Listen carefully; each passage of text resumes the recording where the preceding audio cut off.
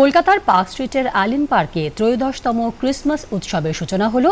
এর উদ্বোধন করেন মুখ্যমন্ত্রী মমতা বন্দ্যোপাধ্যায়। সকলকে বড়দিন ও ইংরেজি নতুন বছরের শুভেচ্ছা জানিয়েছেন তিনি।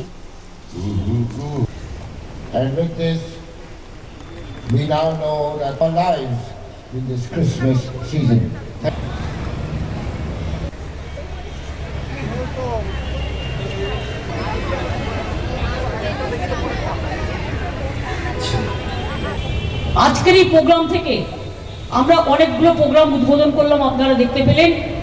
স্পেশালি দেখেছেন আপনারা যে আজ শুরু হলো 13তম কলকাতা ক্রিসমাস উৎসব। 21 থেকে 30 ডিসেম্বর পার্ক স্ট্রিটের আইল্যান্ড পার্কে ফেস্টিভ্যাল চলবে।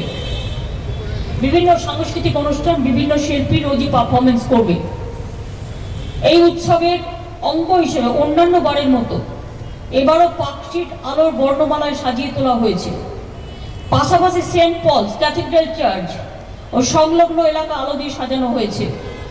বো ব্যারাক অ্যান্ড ক্রিসমাস গ্রো ব্যারাকেও ক্রিসমাস লাইটিং করা হয়েছে। 30 ডিসেম্বর পর্যন্ত উৎসব শেষ হয়ে গেলেও 1 জানুয়ারি পর্যন্ত এগুলো চলবে।